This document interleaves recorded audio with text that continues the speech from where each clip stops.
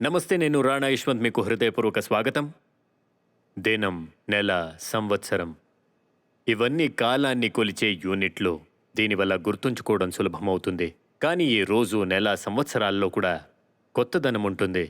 కొత్త రోజు, కొత్త నెల, కొత్త సంవత్సరం. ఈ కొత్త అన్నదానికి అర్థం మీరు పాతవిటిని వదిలేస్తున్నారని. పాతదాన్ని వదిలేసి కొత్తదాన్ని స్వీకరించినప్పుడు ఇక కొత్త సంవత్సరము 2024 వెళుతోంది, 25 వస్తోంది. మన దేశంతో పాటు ప్రపంచంలోని పరిస్థితులు, భవిష్యత్తులో మనం చాలా సమస్యలను ఎదుర్కోబోతున్నాం. సవాళ్లను ఎదుర్కోవడానికి మనం మనల్ని ఎలా సిద్ధం చేసుకుంటున్నామో, కొత్తగా మనం ఏం చేయబోతున్నాం, మన కొత్త సంకల్పం ఏమై ఉండాలి, మన కొత్త సంవత్సరం ఎలా ఉండాలి, వీటి గురించి చర్చించడానికి నేను ఆచార్య ప్రశాంత్ గారితో ఉన్నాను. మీకు స్వాగతాన్ని కోరుతున్నాను. కొత్త సంవత్సరం, కొత్త కొత్త కలలు, కొత్త సంకల్పాలు. ఇలా మనిషి చాలా ఆలోచిస్తాడు. ఈసారి ఇలా ఉంటాను, ఈసారి అది చేస్తాను, ఎన్నోసార్లు ఆలోచిస్తాడు. కానీ కొన్ని రోజుల తరువాత మళ్ళీ పాత దారికే వచ్చేస్తాడు. కానీ ఈ కొత్త సంవత్సరం 2025 ఏముందో ఎన్నో సవాళ్లతో, ఎన్నో ముప్పులతో, ఎన్నో అవకాశాలతో పాటు వస్తోంది. వినే వ్యక్తి ఎలాంటి సంకల్పాలతో ఈ సంవత్సరంలోకి అడుగుపెట్టాలి? మొదటిగా మనం అవకాశాలు, ముప్పులు, సవాళ్ల గురించి మాట్లాడేటప్పుడు ప్రపంచవ్యాప్తంగా మరియు విస్తృత స్థాయిలో జరుగుతున్నదాన్ని అర్థం చేసుకోవాలి.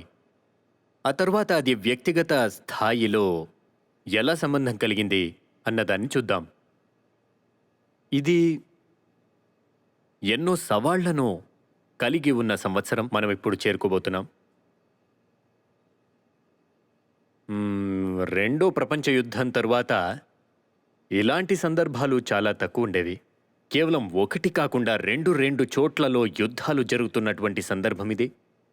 మరి మూడవ ప్రాంతంలో యుద్ధం ఎప్పుడైనా ప్రారంభం కావచ్చు అన్నంత తీవ్రమైన టెన్షన్ ఉంది ఇప్పుడు. కాబట్టి నేను 2025ని చూసినప్పుడు ఈ రెండు యుద్ధాల ఫలితం ఏంటి అని మొదట ఆలోచిస్తాను. రష్యా, ఉక్రెయిన్, మరి మిడిల్ ఈస్ట్లో ఏం జరుగుతుందో అది.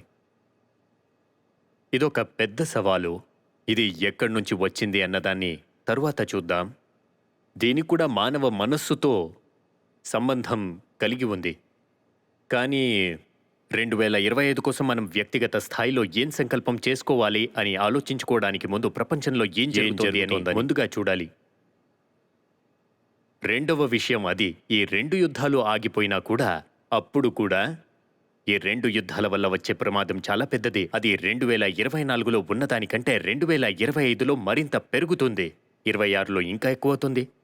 మరి 20 ఏళ్ళు, 50 ఏళ్ల తర్వాత అది ఎంత పెరుగుతుందంటే ఆ ప్రమాదాన్ని పెద్దది అని చెప్పడానికి కూడా చాలా మంది ఉండరు. Global warming, climate change. కాబట్టి 2024లో భారతదేశాన్ని మీరు పరిశీలిస్తే దాదాపు 95% ఇలాగే ఉండేది. 365 రోజుల్లో ఏదైనా ఒక ఎక్స్ట్రీమ్ వెదర్ ఈవెంట్ ఎక్కడైనా ఒక చోట, భారతంలోని ఏదైనా చోట్ల ఉండేది. అదేవిధంగా ప్రపంచంలోని వివిధ ప్రాంతాల్లో ఈ ఏడాది మనం అనుభవించిన అతి ఎక్కువ ఉష్ణోగ్రత రోజు ఏముందో అలాంటి దాన్ని మానవ చరిత్రలో ఇంతవరకు ఎప్పుడూ అనుభవించింది లేదు.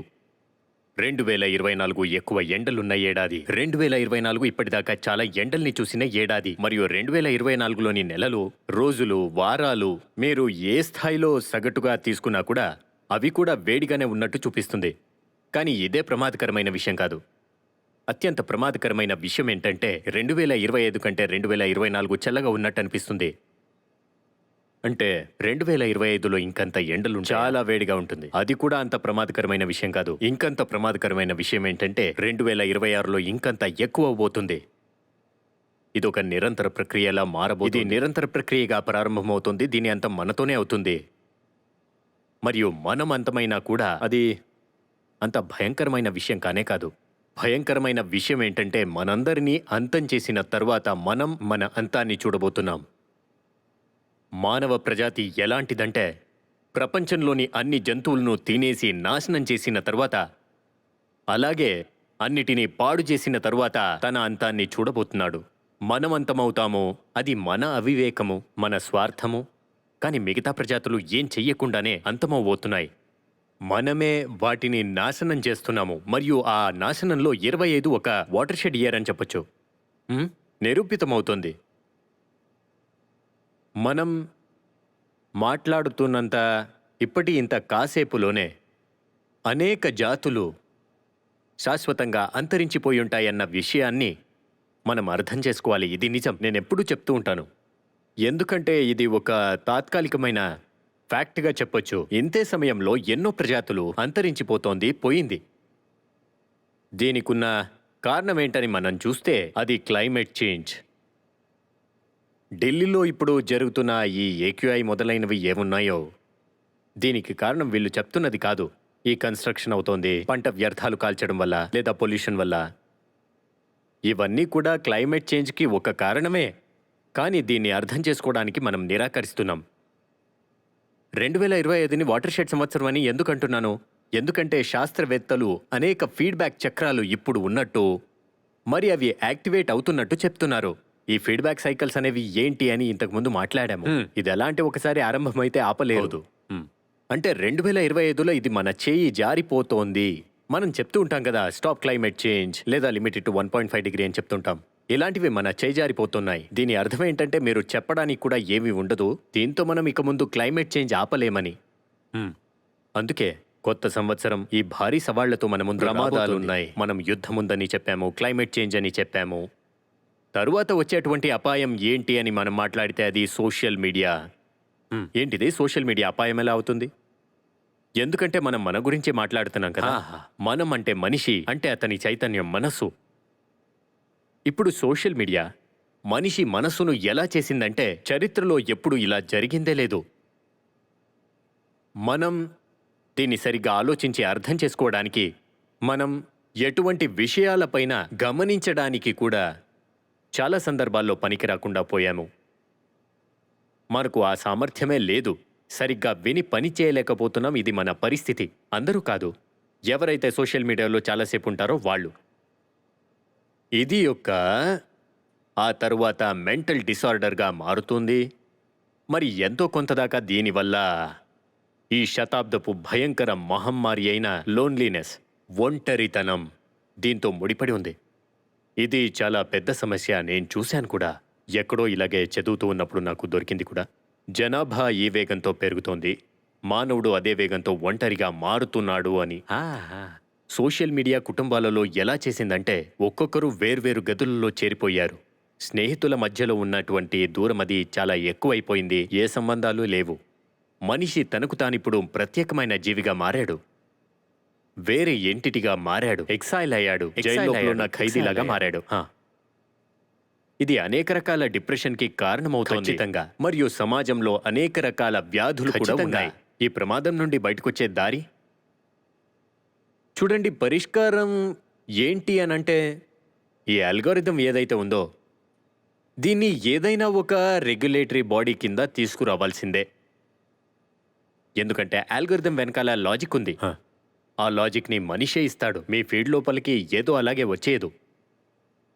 ఎవరో ఒక బుద్ధిమంతులు కూర్చుని అల్గోరిథం రచించారు. అది మీ కోరికలను గ్రహిస్తుంది.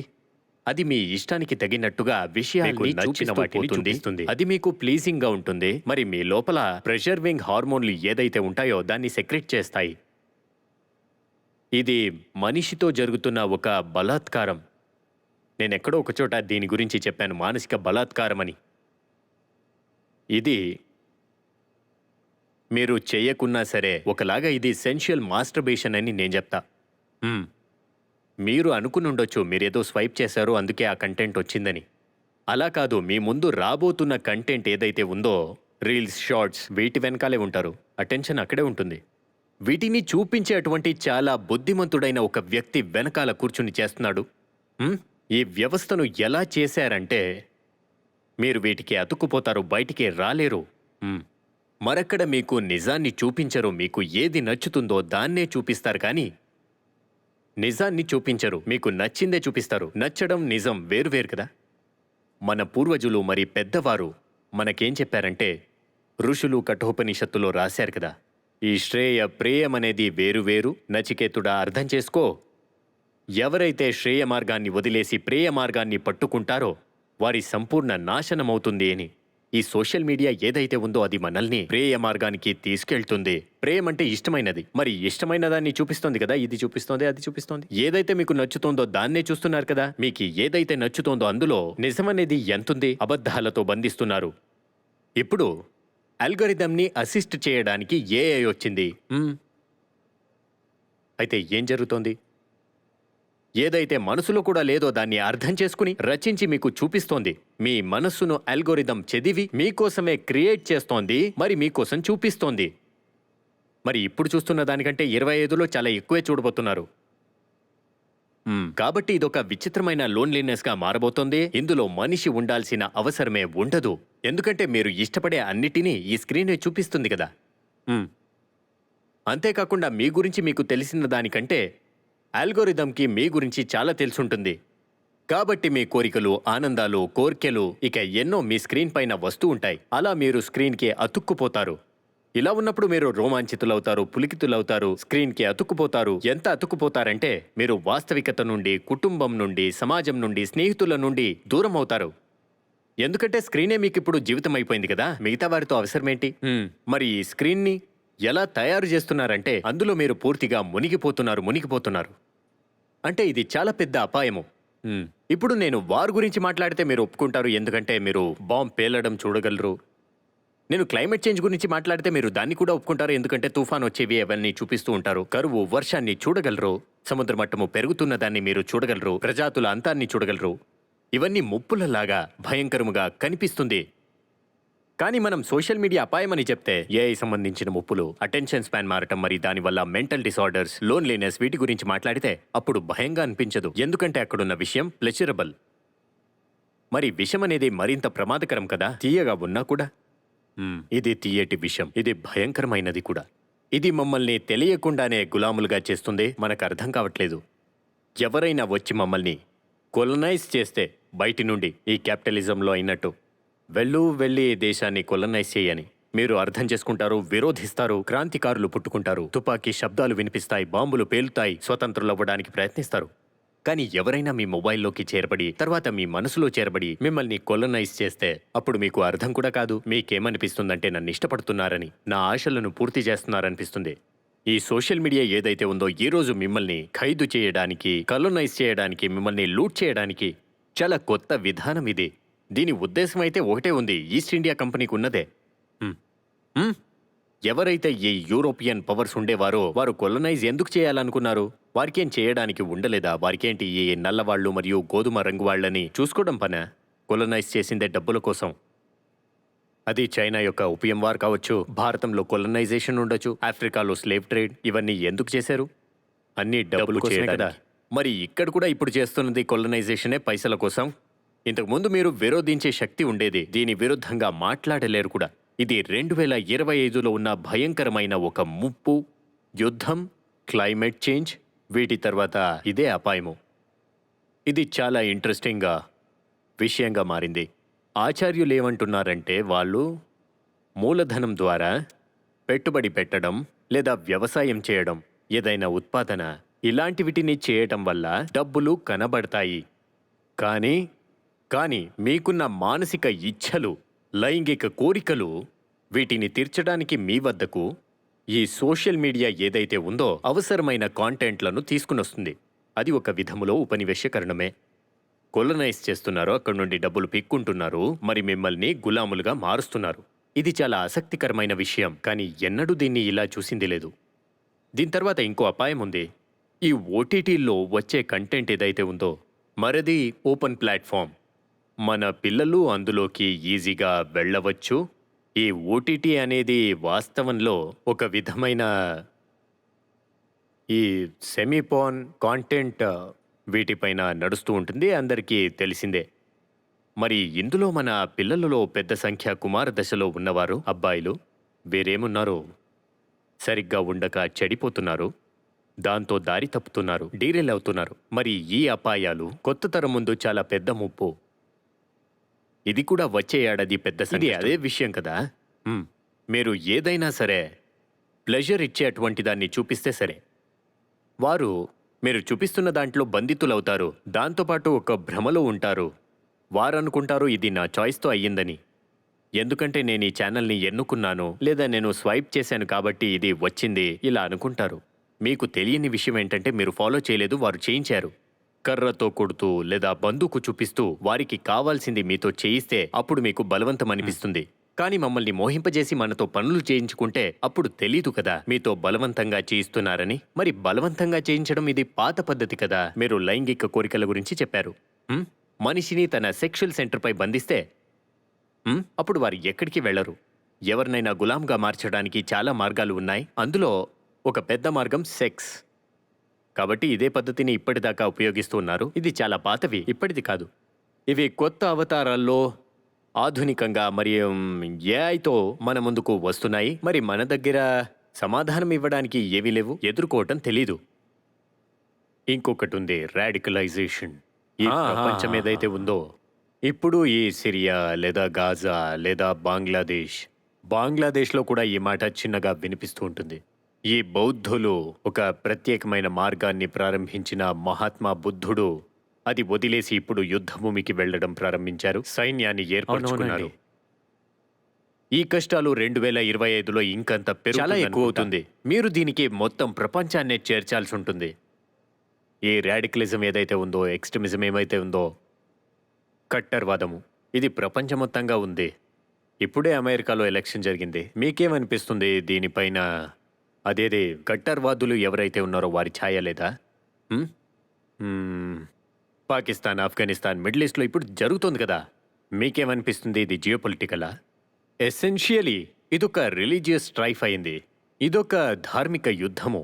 కానీ పైకి ఇది జియోపాలిటిక్స్ లాగా కనపడుతుందంతే. మనం బంగ్లాదేశ్, పాకిస్తాన్ గురించి మాట్లాడుతున్నాం. దీని మధ్యలో ఉన్న భారతం గతి ఏంటి? మన హిందుస్థాన్లో అన్ని విధాల్లో రాడికలిజం లేదా ఏంటి? మీరు బౌద్ధుల గురించి మాట్లాడుతున్నారు. మనం లంకాకి చెప్పగలమా ఏంటి? ఎన్నో ఏళ్లు యుద్ధాలు జరిగాయి. వాస్తవంలో అది హిందువులు, బౌద్ధుల మధ్యలో ఉన్నది కాదు. కాబట్టి ధర్మపు వికృతీకరణ చెందుతున్నది. అది మనిషిని ఎక్కడా నిలబెట్టదు. ఎందుకంటే man is a spiritual animal before he's a social animal. దీన్ని నేనే చెప్పాను, వేరే ఎవరు చెప్పలేదు. రెఫరెన్స్ ఏది ఇవ్వట్లేదు. కాబట్టి మనం చైతన్యం ఉన్నవాళ్ళం, చైతన్యం పొందిన వాళ్ళు. జంతువులు కాము కదా. చైతన్యం ఏదైతే ఉందో మమ్మల్ని ప్రశ్నిస్తుంది. సత్యం ఏమిటో చెప్పు అని అడుగుతుంది. ఆ సత్యం కోసం అన్వేషించేదాన్నే ధర్మం అంటారు. భ్రమల్లో బ్రతకక ఆంతరిక బంధనాలను ప్రశ్నించడమే ధర్మం అంటాను. ఈ ధర్మం అనేది ఏదైతే ఉందో మానవుని అంతర్గత వ్యాధులకు రామబాణం లాంటిది. మరి ఈ మందే ఒకవేళ విషంగా మారితే అప్పుడు మనిషిని ఎవరు కాపాడతారు? మందుగా ఉండాల్సిన ఈ ధర్మం ఏదైతే ఉందో అది ఏదేదో మిశ్రణాల వల్ల ఇప్పుడు విషంగా మారిపోయింది. ప్రపంచంలో అన్ని చోట్ల ఉంది. బయటకు వచ్చిన దాని గురించి చెప్తున్నాను. ఆర్ఎస్ఎస్ ముఖ్యస్థుడు మోహన్ భాగవత్ గారు చెప్పింది ఇది. అయోధ్య గురించి వారేం చెప్పారంటే, ఈ విషయాన్ని దేశంలో ఒక ప్రత్యేకమైన విధంగా పరిష్కరించారు. అక్కడికి అది అయ్యింది. ఇక్కడి నుంచి దీని గురించి వేరింకేం లేదు. ఇక ముందు ఈ విషయాన్ని పెంచడం సరికాదని. చూడండి, ధర్మం యొక్క ఈ ప్రాథమిక ఆందోళన మనిషికి ముక్తి దారి చూపటము. నేను నా జీవిత శక్తిని అస్పష్ట విషయాల్లో ఉంచకూడదు. నేనెవరు అనేది నాకు తెలుసు. ఇందువల్ల నేను ఇచ్ఛల వెనుక గులాముడిగా వెళ్ళను. నేను ఇతరులను భోగదృష్టితో చూసి సంబంధం ఏర్పరచుకోను. ధర్మం ఇలాంటివిటిని చెప్పాలి. ధర్మం యొక్క అర్థం ఈరోజు ఏం జరుగుతోందో అది కాదు. ఇప్పుడు ఏం జరుగుతోందో అది జరుగుతూనే ఉంటుంది. తరువాత ధర్మమే ఒక చెడ్డ మాటగా, చెడ్డ విషయంగా మారిపోతుంది. ముందొచ్చే తరాలు ఇప్పుడున్నవి మరి ముందొచ్చేవి ఇవి ధర్మం నుండి దూరంగా ఉండబోతోంది. ఉదాహరణకు చెప్పాలంటే బ్రిటన్లో మొదటిసారి ఇలా జరుగుతోంది. ఎవరైతే వారిని వారు క్రిస్టియన్ అని పిలుచుకుంటారో వారు ఎక్కువ లేరు. ఇప్పుడు 50% కంటే తక్కువ ఉన్నారు. చాలామందికి ఇది ఆశ్చర్యంగా అనిపించవచ్చు. మనమందరూ బ్రిటిష్ వారు క్రైస్తులనే అనుకుంటాము, కానీ అలా కాదు. ఇప్పుడు వారిప్పుడు 50% కంటే తక్కువైపోయారు. తాము దేవుడిని నమ్ముతామని చెప్పిన వారు 50% కంటే తక్కువ ఉన్నారు. నేను థీయిస్ట్ని. 50% కంటే తక్కువ ఇప్పుడు. మిగతా వారైతే ఎవరు? ఏథియిస్ట్. వారు చెప్తున్నారు మేము నమ్మమని. మిగతా వారు ఏథియస్ట్ లేక మిగతా ధర్మాల్ని నమ్మిన వాళ్ళు. అది ఏదైనా కానీ ఇప్పుడు బహుమతంలో క్రిస్టియన్లో ఇప్పుడు అక్కడ లేరు. తదుపరి తరాలు నిరంతరం మతం యొక్క క్షీణతను చూసి మతాన్ని పూర్తిగా తిరస్కరిస్తున్నారు. అంటే అప్పుడంతా ఫెనటిక్స్గా ఉండేవారు కదా, ఉన్మాదులు. మేము ధర్మాన్ని రక్షించడానికే ఉన్నాము, మేమందరూ ధర్మాన్ని రక్షిస్తాము. ధర్మాన్ని రక్షించడం ఇప్పుడు అవసరం, ధర్మం కష్టాల్లో ఉంది. నేను వీరిని అడిగేదేంటంటే మీరేం చేస్తున్నారో దానివల్ల ధర్మము చెడిపోతుంది, తరువాత నాశనమవుతుంది. మీరెవర్ని బలవంతంగా ధార్మికులుగా చేయలేరు కదా. మీరు చేసే వాటిని వారు చూసి ఎంతోమంది మీ మతాలను వదిలేసి వెళ్తున్నారు తెలుసా. మీ ప్రవర్తనలను చూసి వాళ్ళు అడుగుతున్నారు, ఓ ప్రతినిధి, ధర్మ నేతారుడా, ఇలా జరుగుతుందంటే నాకు ఈ ధర్మమే వద్దు. ఇలా జరుగుతోంది. ఇలాగే ఈ మాటలు ఏదైతే ఉందో ఇది చాలా ఎక్కువైంది, ఆపేయండి. ఈ రోజు రోజుకి ఇలాంటి మీరు కొత్త కొత్త సమస్యలు సృష్టిస్తున్నారు అని చెప్పడం చాలా బాగుంటుంది, మంచిది, ప్రశంసించాలి. అభివృద్ధి గురించి దేశానికి స్వంత ఆలోచనలు లేనప్పుడు మీరు సెంట్రల్ ఏషియా నుండి పాకిస్తాన్ దాకా ఉన్న ఈ పాకిస్తాన్, ఆఫ్ఘనిస్తాన్, సిరియా, లీబియా, యమన్, ఈ మొత్తం ప్రాంతాన్ని చూస్తే అంటే మీరు ఇలా కట్టడి చేశారు. ధర్మం పేరుతో మీరు నాయకత్వాన్ని వీరి చేతికిచ్చారు. దీంతో ఇది నీ మతమని, దీని తర్వాత మిగతా ఏం లేదని. తరువాత మీరు కుంభకోణాల్ని సృష్టించారు, మీరు ఆతంకవాదాన్ని తెచ్చారు. ఏం దొరికింది? అది మానసిక పరిమితుల బానిసలను సృష్టించింది. కాబట్టి మరి మనం అలా మారాలనుకుంటున్నారా? ఈ ప్రశ్న చాలా ముఖ్యమైన తేడా ఉండాలి, మిమ్మల్ని అడగాలనుకుంటున్నాను. ఇప్పుడు యూరోప్ ఉంది, అది కూడా ధర్మానుయాయినే. అమెరికా రాష్ట్రపతి కూడా బైబిల్ పై ప్రమాణం చేసి శపథం తీసుకున్నారు. అక్కడ రెనెసాన్స్ అయ్యింది. వెస్ట్రన్ కంట్రీస్లో అనుసరించే అటువంటి ధర్మాలకు మరి ఇక్కడున్న అనుచరులకు, మధ్య ఏషియాలోని ముస్లిం రాష్ట్రాల వారు, వీరి మధ్యలో ఉన్న వ్యత్యాసం ఏంటి? చాలా ఉన్నాయి. వ్యత్యాసం ఏంటంటే ఈ జర్మనీలో మార్టిన్ లూథర్ కింగ్ వచ్చారు. వారేం చెప్పారు? నేను విరోధిస్తాను అని. మరి వారు విరోధించడానికి వదిలేశారు. మరి వీరి ప్రొటెస్ట్ నుండి ప్రొటెస్టెంట్స్ పుట్టుకున్నారు. తర్వాత అదే మత సంస్కరణ నుండి రెనెసాన్స్ వచ్చింది. మరి అక్కడ నువ్వు ఏదైనా కొత్త విషయం చెప్పాలనుకుంటే, తెలియజేయాలనుకుంటే మేము మీ గొంతు కోస్తామని చెప్పేవారు. అందుకనే ఈ క్రైస్తవ మతం తనను తాను మోడర్నైజ్ చేసుకోగలిగింది. అది తనలోనే ఉన్న కొత్త ఆలోచనలు, అవగాహనలతో ముందుకు వెళ్ళగలిగింది. చూడండి, మూలంలో 3 ఒకటే కదా. చాలా ప్రాతదేది యహూదీ, అబ్రాహమిక్ గురించి మాట్లాడుతున్నాను. దీని తర్వాత ఏది వస్తుంది? క్రైస్తవ మతం. వీటిలో కొత్తది ఏది? అది ముస్లిం. ఇందులో ఉన్న ప్రాసంగిక విషయం ఏంటి అని అంటే, యూదులు కూడా కాలక్రమంలో అభివృద్ధి చెందగలిగారు. ఇది సంబంధిత విషయము.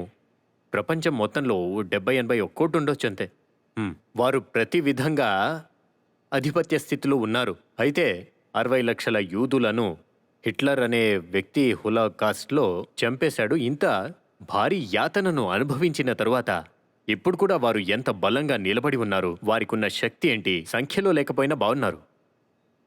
ధనవంతులు ఉన్నారు, వ్యూహాత్మకంగా చాలా తెలివైన వారు ఉన్నారు, ఇన్నోవేషన్స్ కూడా చేస్తున్నారు, ఆర్ట్స్లో ఉన్నారు, సైన్స్లో ముందున్నారు, స్టార్టప్స్లో ముందున్నారు యూదులు. మరి ఇప్పుడు క్రిస్టియన్ వరల్డ్ని మీరు చూస్తే మీకు తెలిసే ఉంటుంది. మీరు ఎప్పుడైనా డెవలప్డ్ వరల్డ్ అని ఫస్ట్ వరల్డ్ గురించి మాట్లాడితే, లేదా గ్లోబల్ నార్త్ గురించి మాట్లాడితే, మీరు ఇండైరెక్ట్లీ మాట్లాడేది క్రిస్టియన్స్ గురించే కదా, సరేనా? మీరు ఎప్పుడైనా వికసితులు అని మాట్లాడితే, మీరు కళ్ళు మూసుకుంటే మీకు ఎవరు కనబడతారు? తెల్లగా ఉన్నవారు మరి క్రిస్టియన్లే కనబడతారు. ఇలా అయినా తెలుస్తుంది కదా. వారు అభివృద్ధి చెందారు. ఎలా జరిగింది? ఎందుకంటే ధర్మం అనేది టైం డిపెండెంట్, అంటే సమయ సాపేక్ష విషయాలలో పరిపూర్ణంగా కాలానికి అనుగుణంగా ఉండేలా చూసుకోవాలి. ధర్మం అనేది కట్టర్గా ఉండాల్సింది ఎప్పుడంటే, ఏ విషయాల్లో అంటే సమయానికి మారనివితో. ఉదాహరణకు చెప్తున్నాను, కరుణ అనేది కాలంతో మారని విలువ. ఇది సమయానికి తగినట్టు మారదు, కానీ మీరు ఇలా చెప్పలేరు. ఏంటంటే కంపాషన్ అనేది ఎక్కడో వ్యాలిడ్ గా, కంపాషన్ ఇంకో సమయంలో వ్యాలిడ్ గా లేక ఉండదు. సమయానికి తగ్గట్టు మారదు, సమయానికి తగినట్టుగా ఉండేది కాదు. ఇలా ఉన్నప్పుడు ధర్మం అంటే సమయ నిరపేక్షతో ఉండే అటువంటిది. ఒక ప్రశ్న ఉంది. మీరు చెప్పినట్టుగానే రెనెసాన్స్ నుండి ఇది వచ్చిందన్నారు.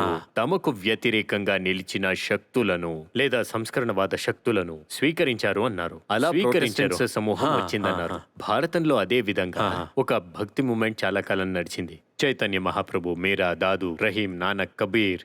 అదే విధంగా తర్వాత మన దేశంలో వచ్చింది నవోదయ కాలం అని మనం పిలుస్తాము. రాజా రామ్ మోహన్ రాయ్, ఈశ్వర్ చంద్ర విద్యాసాగర్, దయానంద సరస్వతి. మనలో మనం మార్పు కోసం ఆ శక్తులను పెరిగినిచ్చాము, అలాగే వారిని స్వీకరించాము కూడా. ఇప్పుడు ఆ మార్పుకు మనం తలుపులు మూసేశామని నాకు అనిపిస్తుంది. మీకేమనిపిస్తుంది? అంగీకరించలేదు. కానీ చూడండి, అభివృద్ధి చేయడానికి, మార్పు తీసుకురావడానికి వచ్చే వ్యక్తి బాధ కలిగిస్తాడు. సమాజం ఈ బాధను అనుభవించినప్పటికీ కొంచెం తలవంచి స్వీకరించినప్పుడే కాస్తైనా మెరుగుపడడానికి అవకాశాలున్నాయి. అప్పుడే ముందుకు సాగగలుగుతుంది. నొప్పి అన్నది మీకు కూడా తగులుతుంది. ఎవరైతే సుధారణ చెయ్యాలని వచ్చారో వారికి కూడా మీరు నొప్పి కలిగిస్తారు. సమానంగా ఉంటుంది. రాజా రామ్ మోహన్ రాయ్, కర్వే, ఎవరైనా సరే వారికి బాధలు కలగలేదని మీరు అనుకోకండి. సరేనా, బాధ అందరికీ కలిగింది.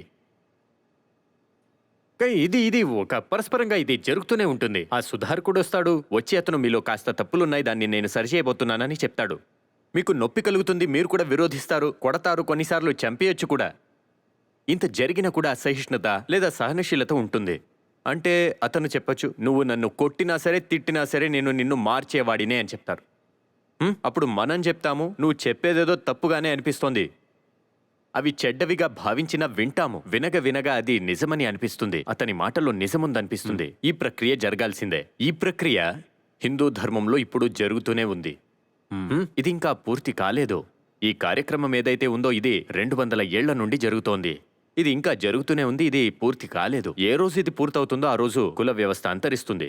ఏ రోజు ఇలా జరుగుతుందో ఆ రోజు మీరందరూ అనేక చెడు ఆచారాలు, సంప్రదాయాలు, అంధశ్రద్ధలను వదిలేస్తారు.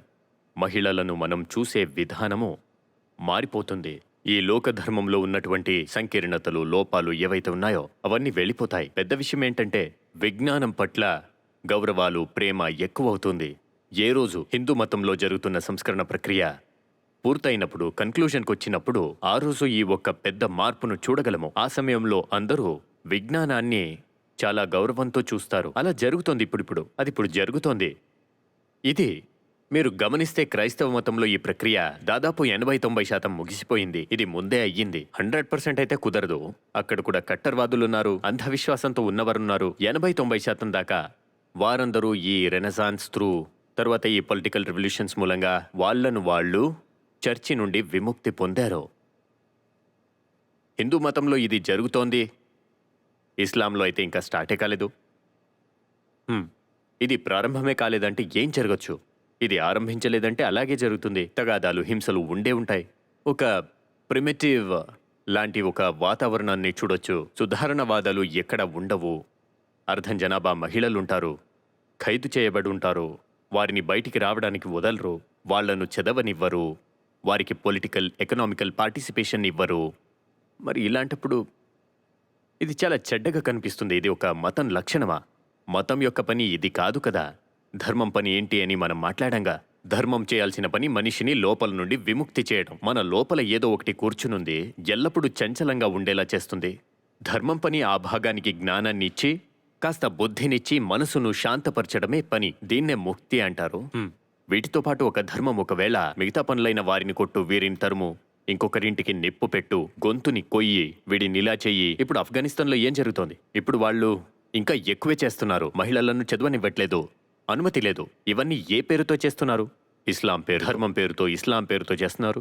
కానీ ఇదంతా ఇది ఎలా జరుగుతోందంటే ఒక విధమైన డామినో ఎఫెక్ట్ జరుగుతోంది, ఒక రియాక్షనరీ ఎఫెక్ట్ జరుగుతోంది. ఏదైతే ఇస్లామిక్ ఫండమెంటలిజం, రాడికలిజం అనేది ఉందో ఆ ప్రతిక్రియలో ఎన్నోసార్లు ధర్మం పేరు పెట్టుకుని చేస్తున్నారు ఇవన్నీ. ఇస్లామిక్ రాడికలిజం ఆరంభించారు, మరి ఇప్పుడు హిందూ రాడికలిజం స్టార్ట్ అయింది. నేను ఇలా చెప్పట్లేదు ఇది నెసెసరీలీ, ఎసెన్షియలీ ఒక రకమైన ప్రతిస్పందనగా జరుగుతోంది. ఒకవేళ మీరు వారితో మాట్లాడితే అప్పుడు వాళ్ళు అదే చెప్తారు. ఒకవేళ వీరు ఇలా చేస్తున్నప్పుడు, కట్టర్గా ఉన్నప్పుడు ముస్లింల వైపు వేలు చూపి చెబుతున్నారు. ఒకవేళ వీరు ఇంత కట్టర్గా ఉన్నప్పుడు అనివార్యం కాబట్టి మేము కట్టర్గానే ఉంటామంటారు. ఇప్పుడు మనం 2025 దగ్గరికి వచ్చేసాము. మీరు 2 విషయాల్ని చెప్పారు. హిందూ మతములో మార్పులు జరుగుతున్నాయి, కానీ అది పూర్తవ్వడానికి సమయం తీసుకుంటుందని. మొదటి విషయం ఏంటంటే 2025లో ప్రభుత్వం ఎన్నికల్లో మహిళలకు 1/3 స్థానాలను కేటాయించబోతున్నారు. 2026 నుండి ఇది ప్రభావాన్ని చూపిస్తుంది. రెండో విషయం, ముస్లిం సమాజంలో షాబాను కేసు దేశంలో వేరువేరు విధాలలో గందరగోళాన్ని సృష్టించింది. ప్రభుత్వం ట్రిపుల్ తలాక్ను రద్దు చేసింది. ప్రభుత్వం ఇప్పుడు వక్ఫ్ బోర్డుకి నియంత్రణ తీసుకురావాలని అనుకుంటుంది. భారతం ఎలా కనిపిస్తోంది? నాకెలా కనిపిస్తోందంటే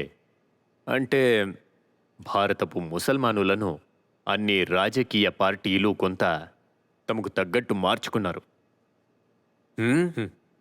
వారు కూడా మనలాంటి మానవులే అని గుర్తించలేదు. మనకున్న అవసరాలే వారికి కూడా ఉంటాయని గుర్తించలేదు.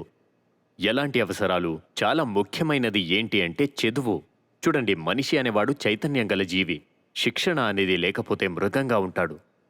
వారిని వీరంతా ఓట్ బ్యాంక్గా చూశారు.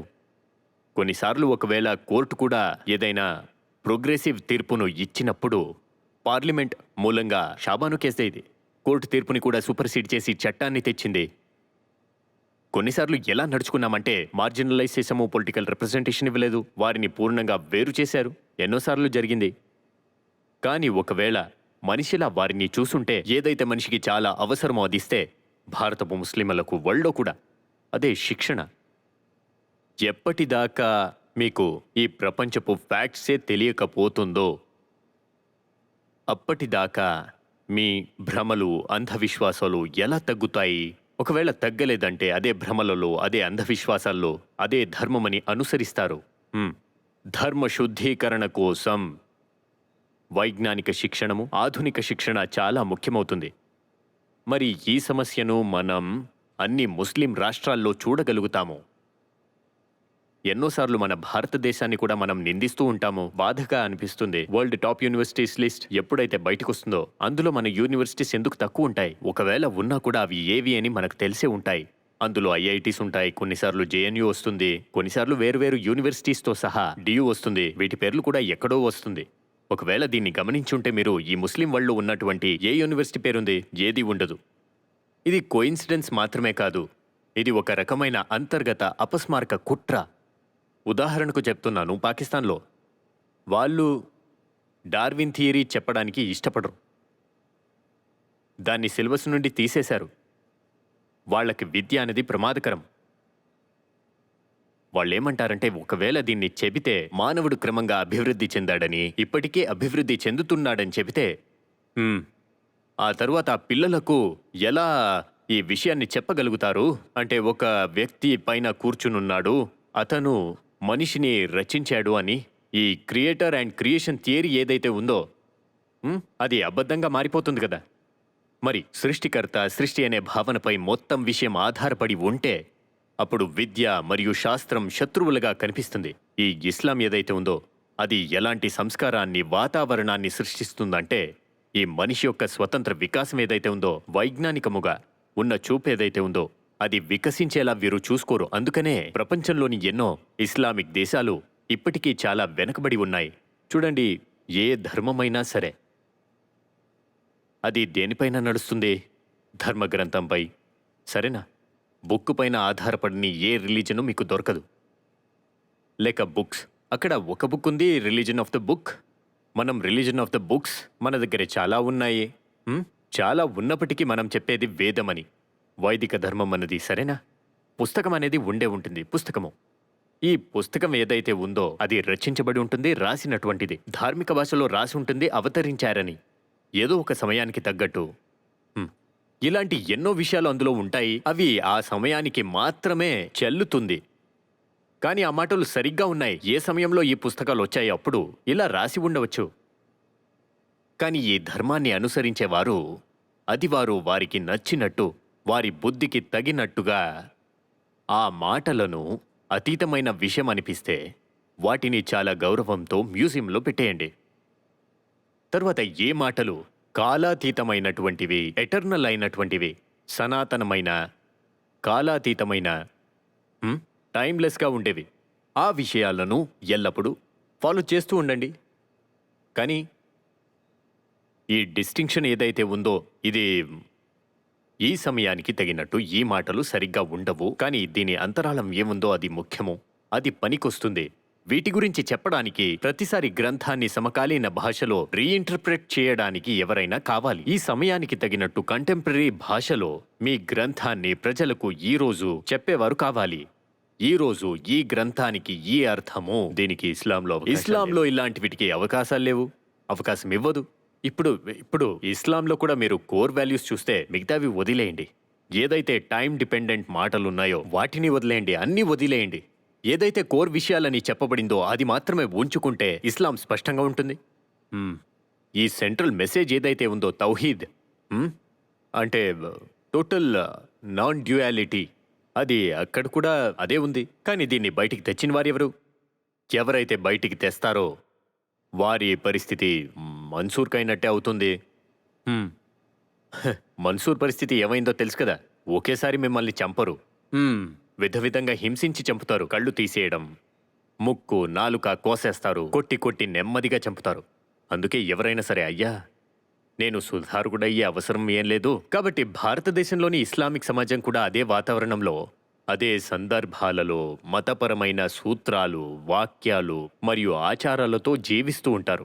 అందుకే చాలా ప్రయత్నించిన తర్వాత కూడా మార్పుని చూడలేరు. ఇది ఖచ్చితంగా ఉంది. చూడండి, ఎవరైనా సరే చెప్పినటువంటి ఫండమెంటల్ విషయాన్ని ఎవరైతే గ్రహించరో వారు ధర్మం పేరుతో చాలా మోసపోతారు.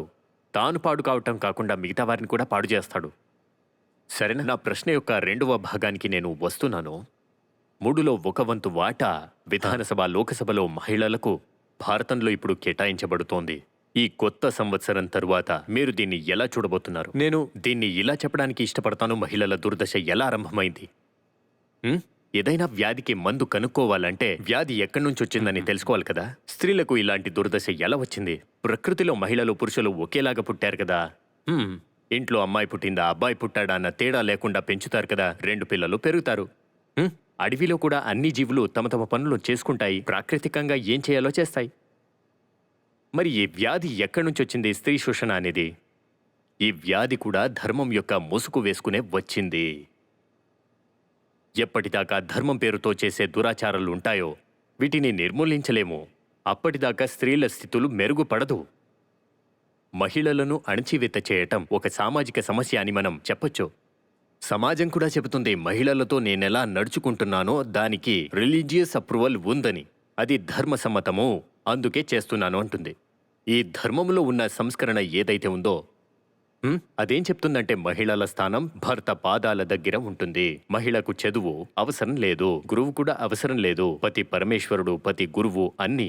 ఒకవేళ పతి పాదాలను మహిళ పట్టలేదంటే లక్ష్మి ఇంటికి రాదు. ఒకవేళ ధర్మపు సంస్కరణ ఇలా జరుగుతుంటే మీరు మహిళలకు ఇచ్చేటువంటి ఎలాంటి ప్రాతినిధ్యమైనా మీరు 4లో 3 వంతు ఇచ్చినా ఏ వ్యత్యాసాలు ఉండవు. ఎక్కడ వ్యాధి పుట్టిందో అక్కడే మందుని ఇవ్వాల్సొస్తుంది. ధర్మము ఒక మనిషిని, ఎవరైనా సరే వారిని పురుషుడు స్త్రీ అని చూడకుండా చెప్పాలి. శరీరంపై ధర్మం మారదు. మతం ప్రతి ఒక్కరికి ఇలా చెప్పాలి, నువ్వు పురుషుడివి, నువ్వు స్త్రీ అని కాకుండా నువ్వు ఒక చైతన్యం, మోక్షం నీ జీవిత లక్ష్యం. ఇలా జరిగినప్పుడు స్త్రీలు తమకు తాము ముందుకెళ్ళి తమ స్థానాలను తాము సొంతం చేసుకుంటారు. వాళ్ల దగ్గర ప్రకృతి ఇచ్చిన అన్నీ ఉన్నాయి. మనం సామాజిక బంధాలతో కట్టేశాము. వారు తమ స్వంత కృషితో తమ స్థానాన్ని సొంతం చేసుకుంటారు. మనం వారికి స్థానం ఇవ్వక్కర్లేదు, వారే స్వయంగా అందుకుంటారు. ఆచార్యజీ, కొత్త సంవత్సరంలో కొత్త సంకల్పాలతో మనం ముందుకెళ్లొచ్చని నేను అనుకున్నాను. కానీ సవాళ్లు చాలా ఉన్నాయి. చాలా పెద్ద ప్రశ్న అని మీరు చెప్పారు. కొత్త సంవత్సరంలో సవాళ్లను ఎదుర్కోవడం చాలా ముఖ్యం. మీ ద్వారా ప్రేక్షకులకు అర్థమయ్యే ఉంటుంది. 2025 కొత్త సంవత్సరము అయినప్పటికీ ఇది మరెన్నో ప్రమాదాలతో కూడినటువంటిది. 2024 కంటే ప్రమాదము. అందుకు ఇప్పటి నుండి మనిషి, ప్రపంచము సిద్ధం కావాలి. చాలా చాలా ధన్యవాదాలు. Thank you sir.